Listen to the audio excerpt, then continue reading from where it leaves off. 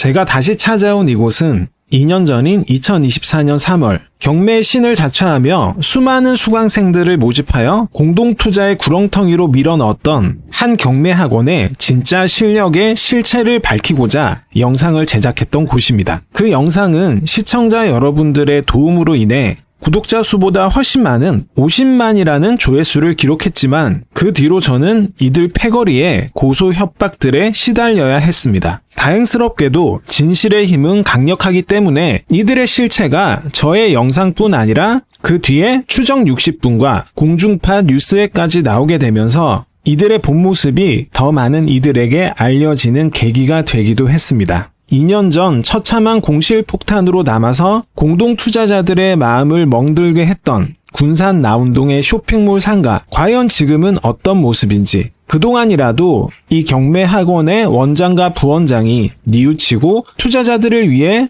변화되고 발전된 모습으로 변하고 있는지 오늘 현부TV에서 2년이 훌쩍 지난 지금 검증을 다시 해보도록 하겠습니다.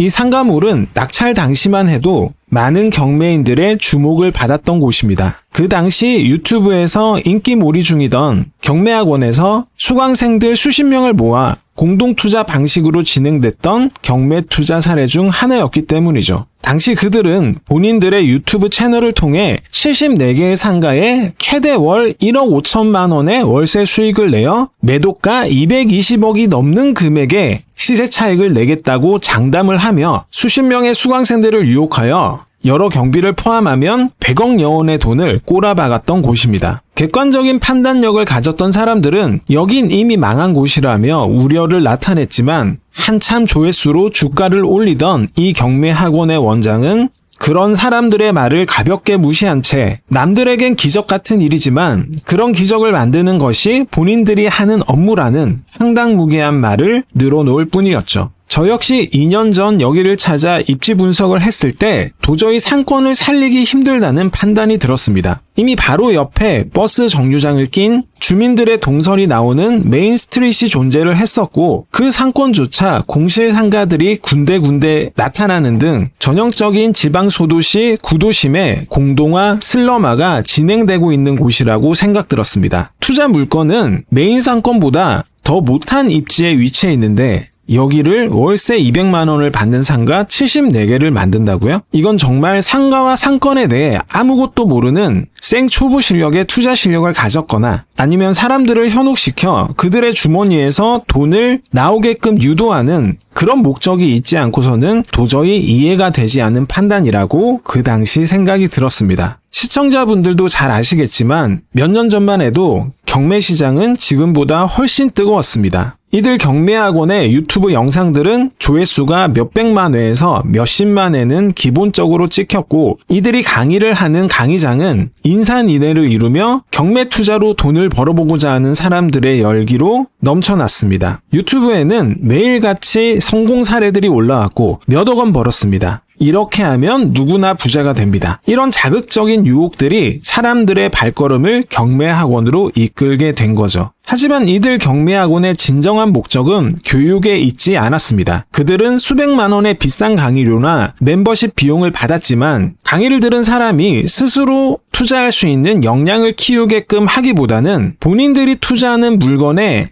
공동투자 자격으로 입찰할 수 있는 자격을 부여한다며 홍보할 뿐이었죠. 스스로 투자를 배우고 자기 발로 임장을 돌아다니며 하나하나 실력을 쌓아가야 될 초보자들에게 그런 어려운 길 말고 쉽고 빨리 돈을 벌 수 있는 지름길을 우리가 특별하게 제공해 준다고 했습니다. 돈만 내면 경매학원이 알아서 물건을 관리하고 엄청난 수익을 내어 부자로 만들어 준다니 수업을 듣고도 막상 투자를 할 엄두가 나지 않았던 초보자들에게는 너무나도 유혹적인 이야기였죠. 하지만 이 달콤한 유혹 속에는 치명적인 독이 들어 있었습니다. 물건을 볼 수 있는 눈도 실력도 경험도 없는 경매 투자 초보들이 제대로 된 분석도 없이 수십, 수백억 원의 큰 규모의 어려운 물건들에 자기의 피 같은 돈을 마구 쏟아붓게 유도한 것이었습니다. 피해자들 중에는 70대 노인분도 있었습니다. 평생 경매 낙찰이라곤 단 한 건도 받아보지 못한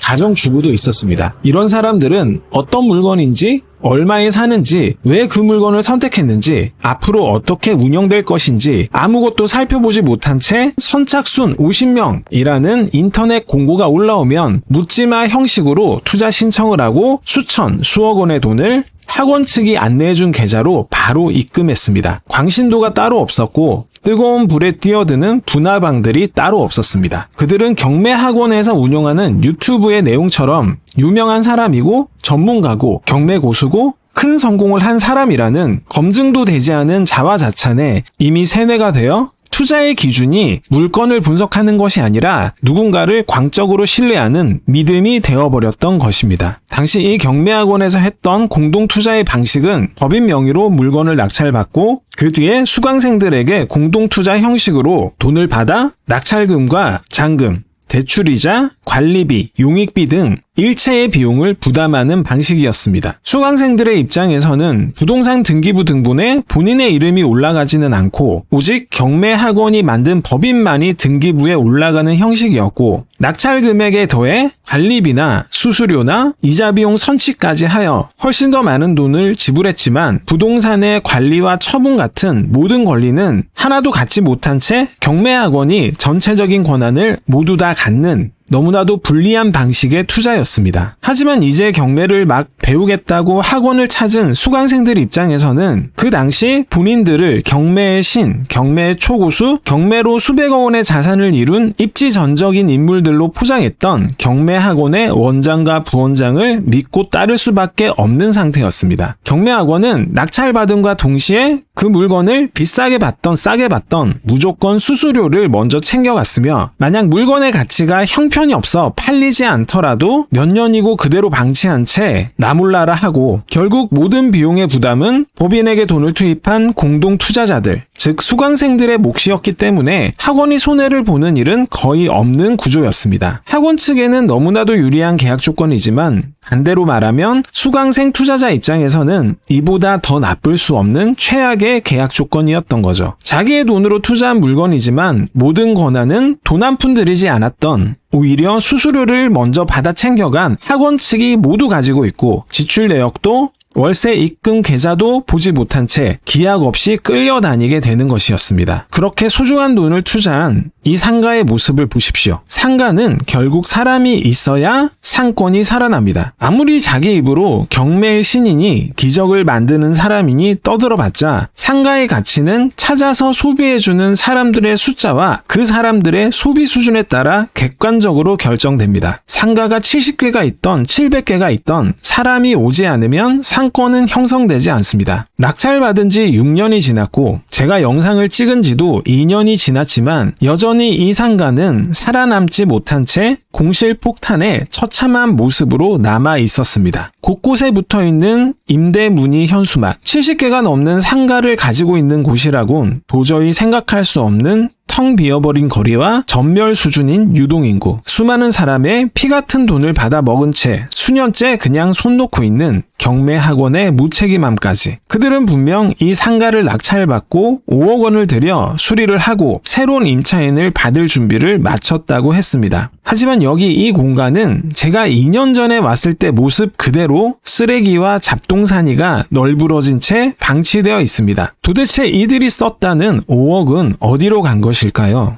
어떻게 이런 지저분한 상태를 치우지도 않은 채 월세 200만 원의 임차인을 맞춘다는 이야기를 무슨 근거로 자신 있게 말할 수 있을까요? 그들이 집어삼킨 돈은 누군가에겐 노후 자금이었고 아이들의 학원비였으며 보금자리를 마련할 종잣돈이었고 병원비였을 것입니다. 새치 혓바닥만으로 집어삼키기엔 너무나도 많은 서민들의 생명줄 같은 소중한 돈이었습니다. 투자자들이 목 놓아 외치는 피해 회복 요구에 경매의 신, 기적을 만든다는 인간의 대답이 참 걸작입니다. 날 어디다 팔던지 잡아가두던지 하십시오. 이 경매학원이 공동 투자한 물건은 이 나운동 상가몰 하나가 아닙니다. 이 물건 이외에도 수십 개의 물건에 수천 명의 돈, 수천억이 투입되어 있다고 합니다. 그 많은 사람들과 그 사람들의 가정을 지옥으로 만들어 놓고 하는 이야기가 고작 배째라인 것이죠. 이 경매학원의 실체를 가장 단적으로 보여주는 장면이 아닐 수 없습니다. 220억에 팔아 200%가 넘는 수익률을 안겨주겠다는 그런 기적을 만드는 경매의 신이라 자청했던 그들. 지금 어디서 무엇을 하고 있을까요? 버젓이 경매 채널을 유지하고 중간에 한 번씩 재개도 하는 모습을 보니 반성이나 참여와는 전혀 거리가 멀어 보입니다. 혹시 법적 공방이 끝나고 세상에 관심이 잦아들 무렵 또 다른 수강생을 모집해서 다시 이런 투자 피해자들을 양성하는 것은 아닌지 걱정이 앞섭니다. 이번 영상을 준비하면서 저는 2년 전에 촬영했던 그때와 거의 변한 것이 없이 이 상가는 여전히 공실폭탄을 앓은 채 망가져 가고 있습니다. 하지만 변함없는 모습과는 달리 2년이란 시간 동안 대출 이자는 더욱더 쌓여져 갔을 것이고 투자자들의 고통의 짐은 더욱 커지고 무거워져 갔을 것입니다. 저는 이것이 잘못된 투자의 무서운 점이라고 생각합니다. 순간 새치 혓바닥으로 누군가를 속일 수도 있고 현장은 변화가 없이 그대로 있을 수도 있습니다. 하지만 돈은 그렇지 못합니다. 은행 이자는 달마다 정확하게 청구가 되고 그 이자가 쌓여 감당하지 못한다면 이자의 이자가 붙어